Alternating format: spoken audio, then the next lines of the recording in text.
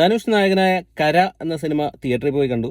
ഒരു ആവറേജ് സിനിമയായിട്ടാണ് എനിക്ക് തോന്നിയത്. വിഘ്നേഷ് രാജയാണ് ഈ സിനിമ സംവിധാനം ചെയ്തിരിക്കുന്നത്. ധനുഷ് അവതരിപ്പിക്കുന്ന കരസാമി എന്ന കഥാപാത്രം ഒരു കള്ളനാണ്. പുള്ളി ഒരു മോഷണ ശ്രമത്തിൽ പിടിക്കപ്പെട്ട് നാട്ടിൽ നിന്നും മാറിയിരിക്കുന്ന ഒരാളാണ്. പിന്നെ വർഷങ്ങൾക്ക് ശേഷം പുള്ളി ഒരു ആവശ്യമായിട്ട് നാട്ടിൽ തിരിച്ചു വരുമ്പോൾ ആ നാട്ടിൽ ഒരുപാട് പ്രശ്നങ്ങളാണ്. അതിൽ പുള്ളിയുടെ അച്ഛനും പെട്ടിട്ടുണ്ട്. അപ്പോൾ അവരുടെ ഒരു രക്ഷകനായിട്ട് ധനുഷ് മാറുന്നതാണ് ഈ സിനിമയിലെ ഒരു മെയിൻ പ്ലോട്ടായിട്ട് വരുന്നത്. അതിനു വേണ്ടിയിട്ട് പുള്ളി തിരഞ്ഞെടുക്കുന്നത് ബാങ്ക് റോബറിയാണ്. അപ്പോൾ ജയറാമാണ് ബാങ്ക് മാനേജറായിട്ട് ഈ സിനിമയിൽ അഭിനയിക്കുന്നത്. അതുപോലെ പോലീസിന്റെ ക്യാരക്ടർ ചെയ്തിരിക്കുന്നത് സുരാജ് വെഞ്ഞാറമൂടാണ്. അപ്പോൾ സുരാജും ധനുഷും തമ്മിലുള്ള ഒരു ക്യാറ്റ് ആൻഡ് മൗസ് ഗെയിമാണ് ഈ സിനിമയുടെ ഒരു മെയിൻ പ്ലോട്ടായിട്ട് വരുന്നത്. പക്ഷേ സിനിമയിൽ ഒരു പുതുമ ഉണ്ടായിരുന്നില്ല. ആകെ ആ ബാങ്ക് റോബറി സംഭവങ്ങൾ മാത്രമാണ് സിനിമയിൽ ഒരു ഇൻട്രസ്റ്റിംഗ് ആയിട്ട് തോന്നിയത്.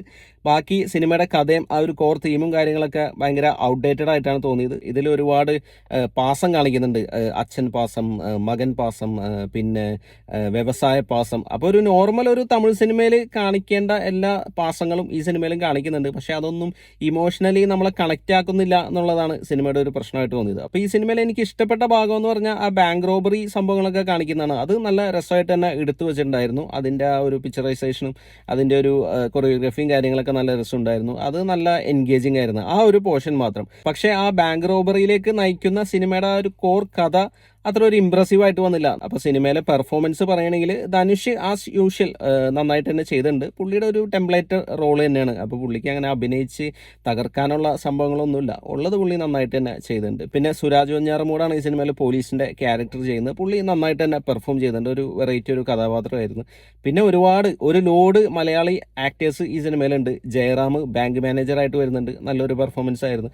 പിന്നെ നായികയായിട്ട് വരുന്നത് മമിത ബൈജു ആണ്. പേരിനൊരു നായിക എന്നൊരു സംഭവം, സ്ക്രീൻ സ്പേസ് കുറവാണ്.